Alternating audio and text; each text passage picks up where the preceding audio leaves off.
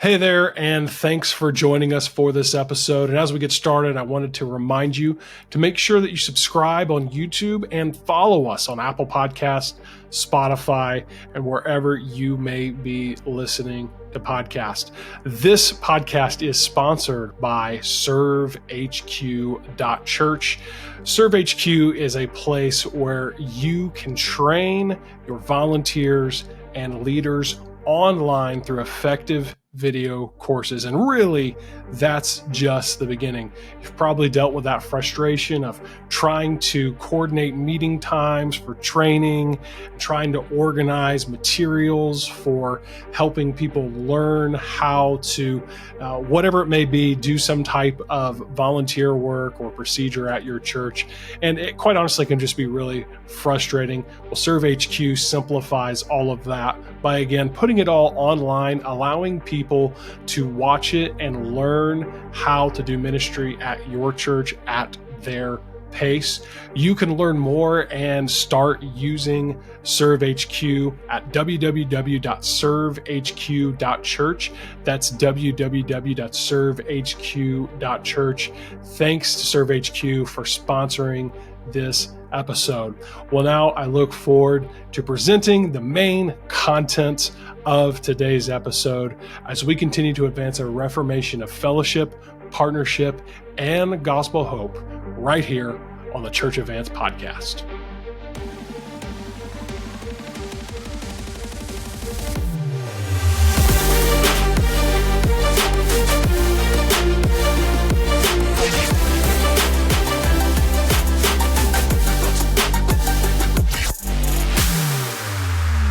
Next one on delivery. I mean, people can watch your sermons, and folks who watch this can watch your sermons and they can see your delivery.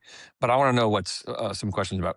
My questions are about like what's going on that you can't see. So my next question is, what's running through your mind while you're behind the pulpit in the middle, like when you're preaching, not like what goes on in your mind beforehand or are you second guessing afterhand, but like in the moment when you're preaching, what are the things that cross your mind aside from obviously what you're literally saying? Yeah, man. One thing I always kind of joke about when you're preaching, you're always speaking and thinking at the same time. It's an unusual, and you find this more as you're moving through different pieces of the sermon.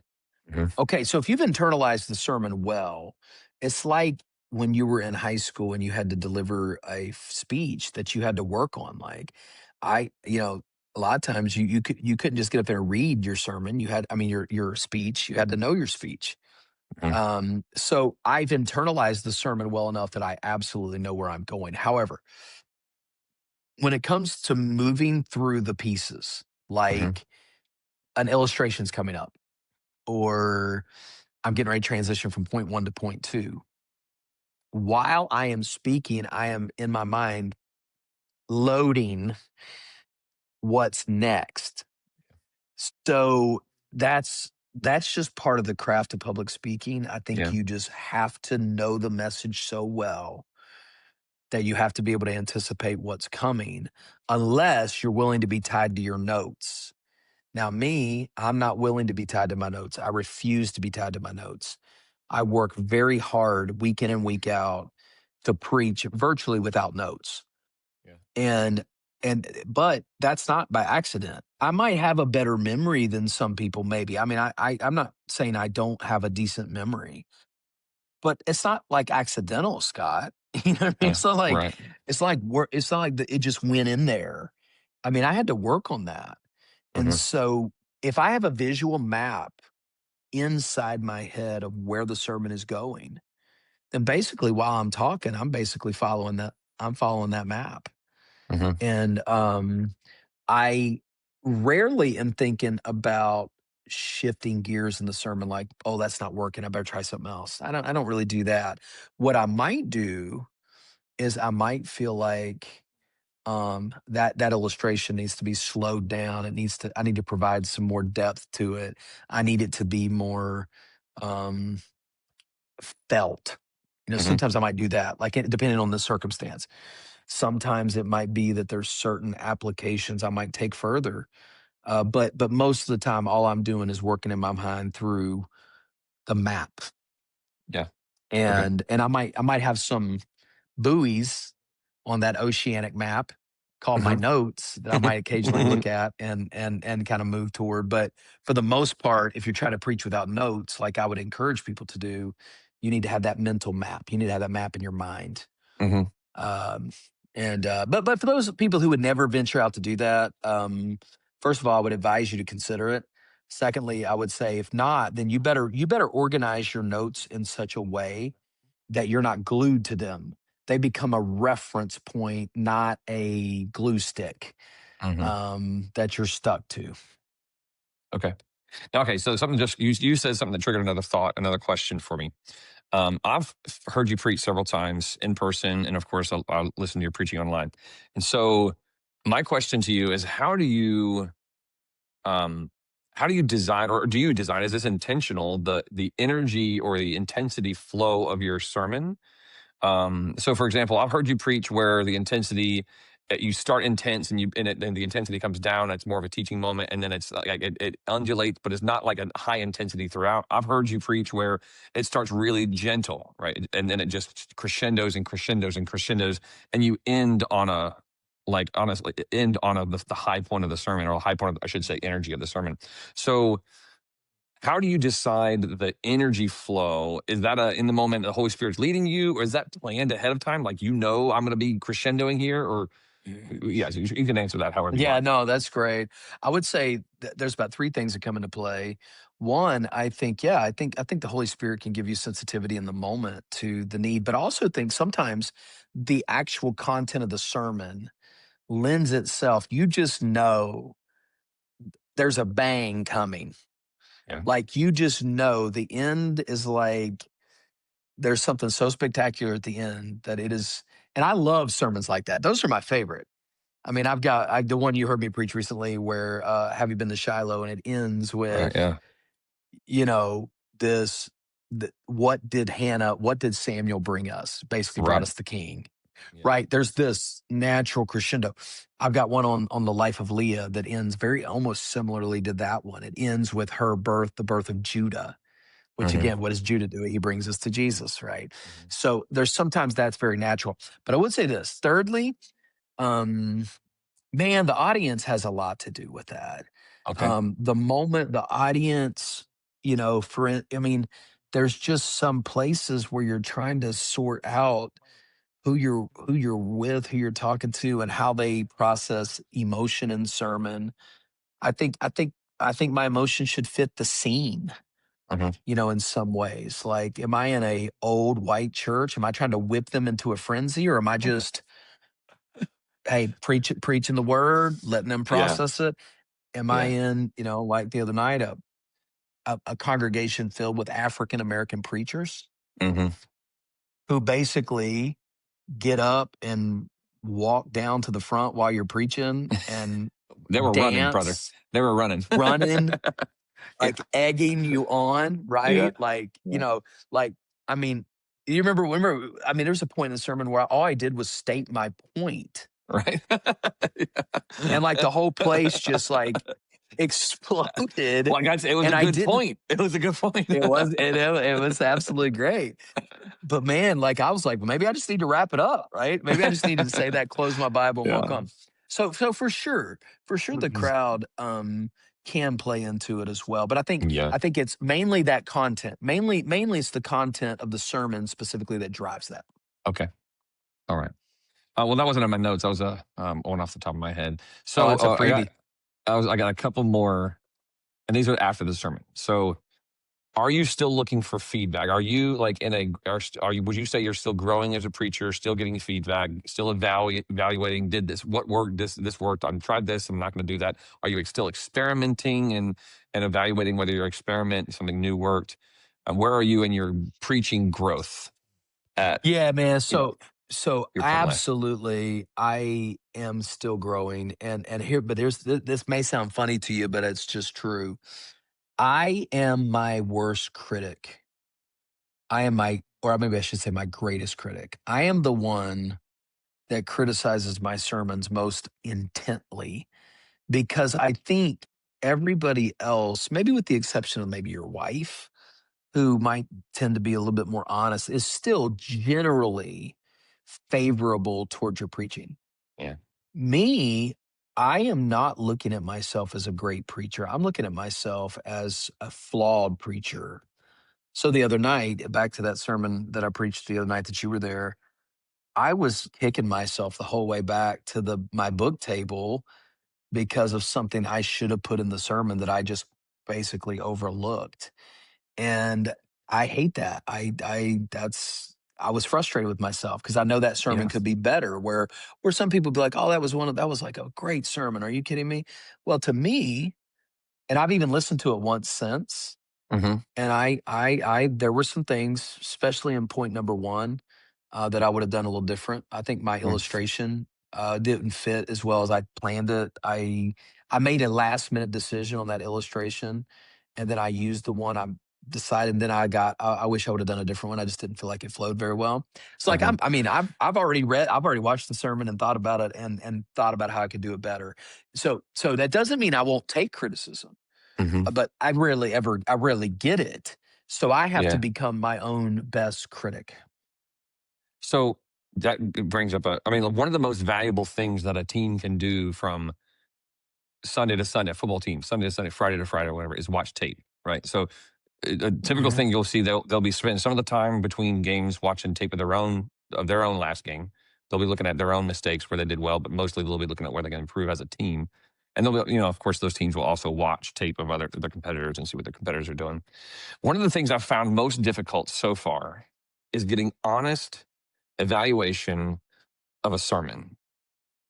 The only thing I can get is either the sweet old lady who just was blessed by it, which I'm glad for. It's good, um, or or someone who says, I didn't quite connect. I don't know what I can't tell you exactly what it is that didn't like fit for me. I mean, but something was a disconnect in the sermon, and maybe look back and watch it yourself.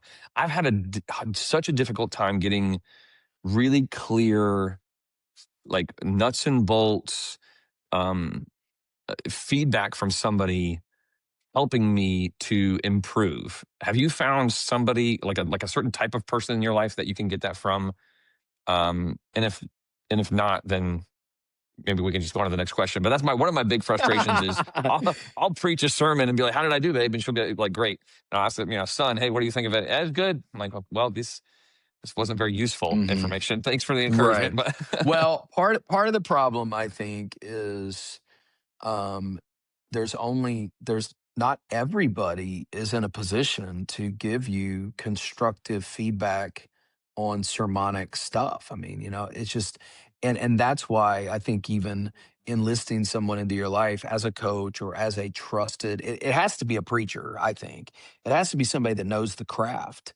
And so you might want to enlist like a friend, an honest friend that who knows preaching really well, or in the spirit of what we've been talking about, maybe somebody enlists a actual coach, somebody who can really dive into it with some expertise. That's a limited number of people, but I think a good preacher, a good homiletician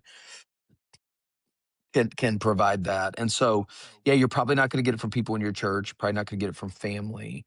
You definitely need to get it from yourself, but also if you could enlist someone that could prove to be very helpful. Now, me, honestly, I don't really get it from other people, mainly because and I'm just being as transparent as I can be, I am very hard on myself. Like I would be harder on myself than any professor would ever be on me. Mhm. So and it's because I've done it enough, I've taught it enough. I can't live with mediocre production in the pulpit. And so I'm way harder on myself than I've ever been on any student I've ever had. Mhm. So I think if you can be willing to evaluate yourself, watch, listen to, be honest about what you can adjust and fix, I think that's your best bet. That's what I would say from my So, experience. is that the kind of thing that you're offering with Pulpit Advanced at all? Any kind of like feedback stuff, or even like group feedbacks where there's other like me and other preachers, and we're all sort of not like helping? Is there anything like that that's going on with Pulpit Advanced yet? Oh, absolutely. So there's like four levels of this. One is just there are challenges. There's just a course. Like right now, there's a course that's entitled from overwhelmed to organized: how to structure your sermon prep week. It's a 5-part course. It's video based. It's just to you to learn. Then there's cohorts. There's 8-week cohorts where we are working through sermon prep, and guys are then getting to submit as a sermon video to me, and I'm then providing them a full analysis. I'm actually working on something right now that you suggested to me the other day that that's gonna be another piece, which is gonna be just a sermon analysis where I can provide a written feedback with a video consult that talks through how a person can improve a particular sermon. Then there's another layer, probably the most intimate level that I offer is just basically one-on-one, and it starts with a 5-piece package where we can come in and in 5 sessions try to tackle one or two of your most profound questions. Like, what am I struggling with? What do I feel like I need? And I can come in 5 days and really try to work with you specifically on those things. So yeah, Mm. all the above is what we're doing at Pulpit Advance. Well, let me be a beta tester on that analysis one, because that's the, I mean, like, immediately, that's the first thing I think of. I can't find, not that, people don't want to help me. It's just, I don't think that they have the um, ability to help me with good analysis or evaluation. So Well, we'll do it. We'll absolutely do it. 100%. we have All beta in. tester here. Let me test it out for you. Number 10, my last question for you is, what are you looking toward the future and changing that might be shifting with the way that your church is growing or changing? Because every church, even if there's no church that is stagnant, I mean, all churches are changing in some way, even if it's the same people, but they're just getting older. With the way that the culture is changing, because culture is changing faster than it's ever changed before. Mhm. Whether it's AI or whether it's politics or whatever whatever it might be pushing on culture to change culture. What are you thinking about now that you're going to be shifting in your preaching in the future, if anything? Maybe you say preaching is forever, and that's, you don't need to shift with culture. How would you answer that? Yeah. I think if your preaching is um, sound in the sense that you have shaped scripture, it's what John Stott talks about between two worlds, or Scott Duvall says is bridging the homiletical bridge. If you're preaching with application in mind, you're already way ahead of the game. Like that's the key to connecting with people in really transcultural. I would say this, I think more now than ever, this is a whole nother subject, but I think now more than ever, prayer, both corporate and private, needs to be central to your pulpit ministry, because I don't know how you could ever possibly even think of keeping up with culture and ever changing things if you do not have the sensitivity to the spirit informing your preaching. So I think preaching, there is an academic side to preaching, but academics are limited in preaching. That's the thing that Mhm. really bothers me. When I start hearing people really talk about preaching, I'm like, whoa, bro. Like, yeah, that's true. Like, people get all caught up in diagramming sentences and all this sort of thing. Whatever, that's Right. fine. That's fine. I'm trying to communicate big ideas from the Bible. And so prayer, I think, as I need to make adjustments, is going to inform my relevance. And I think staying on the cutting edge of that illustrative material as well is is a way to stay sharp. I mean, I remember hearing a guy a couple years ago. This has probably been a decade now, but he's an old preacher. Heard him. I used to hear him years ago when I first got saved, and he was using this. It's a sermon heard him preach probably 10 times, and he still uses the same illustration that he was using 10 years ago, and it was about Jurassic Park. And I'm not talking about like the new Jurassic Parks. I'm talking about like the original Jurassic Park. And Yeah. I'm like, dude, man, like at least freshen up your illustration. At least bring, like, you don't have to use an illustration from 2015 when it's 2025. Maybe there's something cutting edge like that. In terms of